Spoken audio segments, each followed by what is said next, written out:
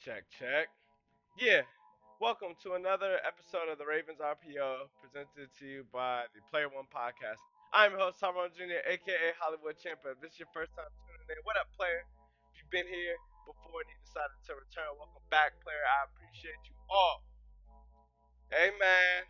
Y'all seen us. Baltimore, baby. Um, Real quick before I jump into this episode, just want to shout out our sponsor, Season Goods.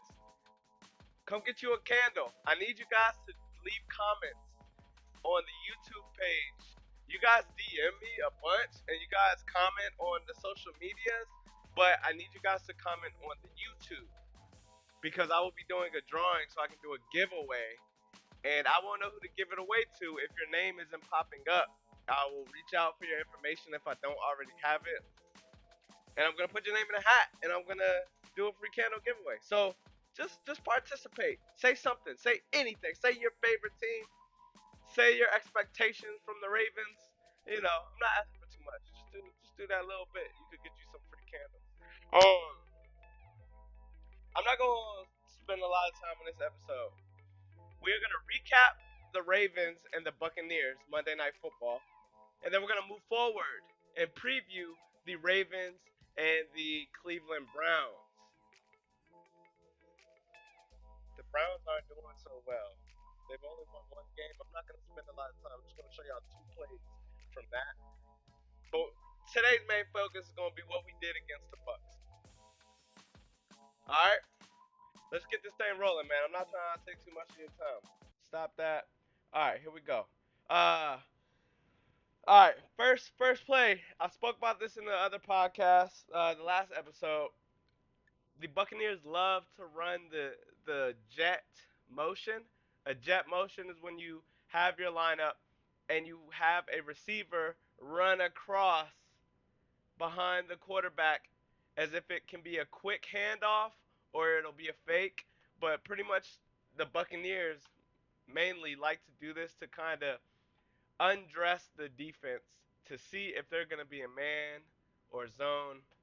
In this case right here, this is the first time they broke it out this game. It's a fourth and one. Fourth and one situation, you want to prove your dominance. You It's 1 yard on this side of the field. You want to show we can get this yard because you're kind of in this range from like the 35 to the 40, 40 something, 45 ish, we could say. This is the four down situation because you're too far, almost too far to kick a field goal, and you're too close to punt the ball. So a lot of teams have been going for it in this range. Fourth and one though, you want to show dominance. Right here, they show they show a little savviness. They line up as if they're gonna push and fight for this 1 yard, but they could run right around our defense as we're trying to protect this 1 yard right here. Here we go. They go motion offense. The jet sweep.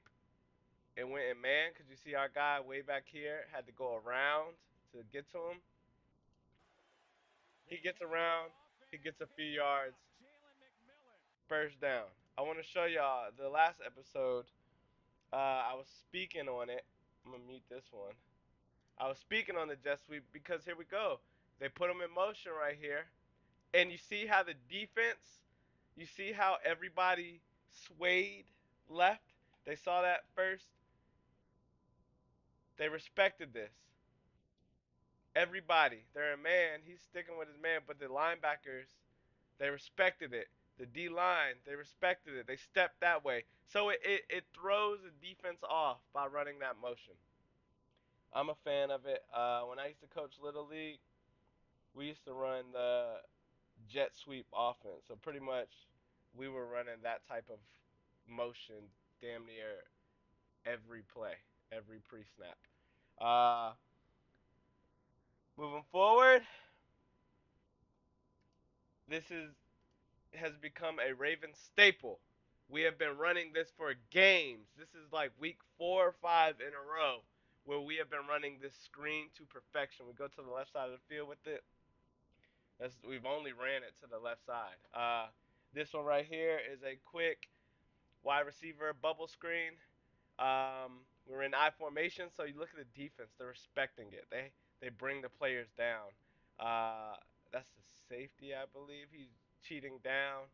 They're up. They're up heavy because you have Derrick Henry and Pat Ricard, two heavy players, and then you just gotta respect the run. Does the bubble route? He just does like a quick hitch route where you take 2 steps upfield and you turn. And these guys, these linemen, they slip past their guys, they let them go, and they try to get upfield so they can go become a rolling wall, and it works. First down. Um, Fast forward,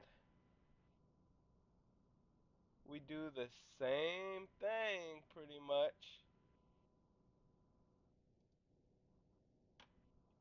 but this formation, this is the one I want to show y'all. I'm excited to talk about this one. Yeah, this gonna be a quick episode. Big trust. This one, see this formation right here? We're going 4 wide. We have Justice Hill, who is our pass catching back. They are, I like, I mean, they're respecting it. Second and goal. We're from the 18-yard line. So you could play off. And then they have, so you see what's going on here. This is a halfback screen. Watch the lineman and then watch him. So he's going to go out, and the lineman, he goes up and out. You see that? You see the lineman again. Do it one more time. Watch the lineman. They let him slip. He kind of cheats up a little bit. The lineman let him through. You try to fake block, act like you're really trying to block, but you're not. Now look, we have 4 linemen, and then he's getting the ball right here. Second and 18. Ah! Touchdown, Ravens. I want to show y'all something. I've been showing y'all this. This is 3 weeks in. This will be the fourth time. I wonder if I'm gonna be able to continue this pattern. But you see what's going on. The same formation up here. The 4 wide. We love this play. I'm talking about the lineman, how they let him go through. Same play, but he this time he went just straight to the outside. But the time I just showed y'all, he went up and out. Same idea. You see the 4 linemen?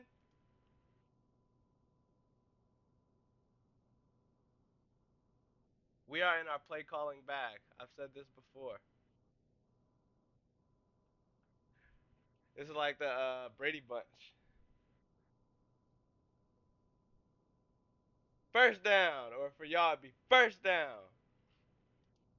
That's that, man. We're in our play calling bag. It's beautiful. Now let's move forward. Preview. We are going to be playing against the Cleveland Browns. They are 1-6, division rival. You can never completely count them out, but they've lost their quarterback, Deshaun Watson, who is being highly overpaid, guaranteed money.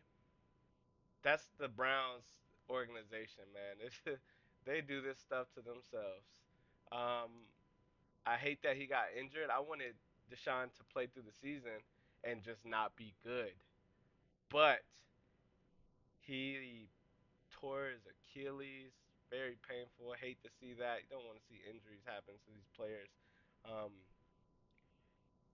the Browns, I made a tweet. I said the Browns are going to be better because I'm thinking they're going to play Jameis Winston. Uh, this game, after the injury, they went to their rookie quarterback. Then the rookie quarterback didn't do well, so they put Jameis in at the very end. I think they're going to move with Jameis moving forward. But the Browns are in a weird spot right now. They're talking trade talks for their defensive linemen. I think the Browns have the best, one of the best pass rushers, or some of the best pass rushers. Their defense is really good. They have really good corners, but they have Miles Garrett, Darius Smith. My whole thing with the Browns is their pass rush. Baltimore, we haven't been able to really block it. When we start the game, things are shaky, but as things get rolling and we start using our options, the pass rush slows down. But with a team as good as the Browns when it comes to a pass rush, this is what I fear.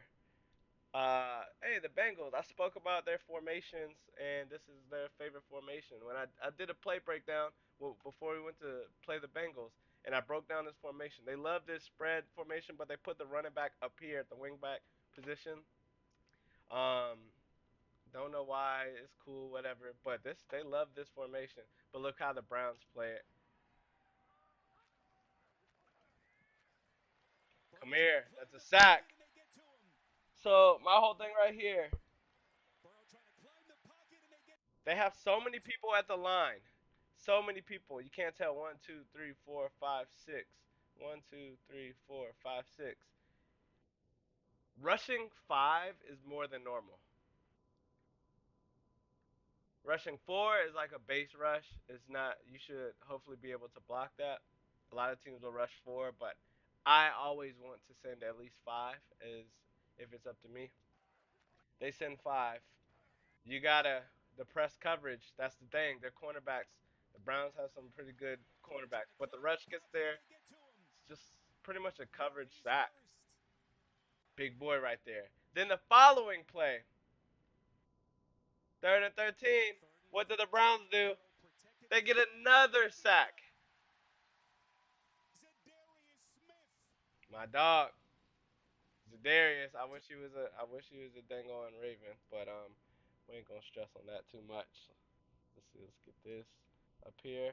But yeah, that's gonna be it, man. That's it. That's this episode of the Ravens RPO with the Player One podcast. You see, we handling business, man. It's a beautiful thing. I'm proud of how we handled business last night. I hate that the players went down to injury. Mike Evans and Chris Godwin. And Chris Godwin, it's a thing, man. The NFL, you don't want to accept defeat, but sometimes you just need to. I've noticed when I watch these games, it happened to the Ravens. I think it was end of last season or early this season. When you're trying to play catch up or comeback late in the game, your players tend the risk for injury is much higher because you're doing making plays that you don't usually make. The injury is so unfortunate for Chris Godwin. It was a hip drop tackle. I thought the league was gonna start finding and start calling the hip drop tackle. I've seen so many hip drop tackles this season, and none of them are being called. A lot of them are happening within the Ravens game. I watched the Ravens game first and foremost, and then I put up other games to the sides. But I'm always locked in for the Ravens, and then whatever other important matchups I'll have up on the side, future matchups, AFC games typically. I stay in our conference. I watch the competition. These hip drop tackles are out of control. They claim they were going to be calling them. They haven't called them much. It's annoying. And injuries are happening. Hip drops have happened to Lamar. They've happened to our running backs, our receivers, but they're not being called. A hip drop from the Ravens happened to Chris Godwin. Dislocated his ankle. His foot was. It just was. It was separated. It sucks. I'm a big Chris Godwin fan. I hate injuries, man. You don't want these people to get hurt. The NFL needs to do better. But yeah. So we're going to Cleveland, division rival. We should handle business. I just don't want anyone to get hurt. I want us to come out of this game healthy. I want us to control the game. If Jameis Winston plays, that's my dog. But I'm sorry. I want it. I want 2 interceptions. We got Baker to throw 2. I told y'all in the last episode, Baker had thrown for 3 interceptions that week before. I said I want 2 interceptions, and he did that, and we won the game. And we could get another 2 interceptions this upcoming week. That'd be fun. I wanted Jameis to be a backup for Baltimore, but we didn't get him. He just would have been dope for the locker room and all that. And man, but yeah, that's it. I'm gonna just let it go. Play One Podcast. This is one of the shortest episodes this season. That's great. Thank y'all for tuning in again. Leave comments. Drop your squad. Just comment anything. What do you want to see more of? You like actually I'm showing y'all exactly what y'all need to see. I'm not even gonna show too much of anything else. We got the breakdowns, the recaps, and the previews all in one. What more do you need? Player One Podcast, Ravens RPO. We out here. Yeah.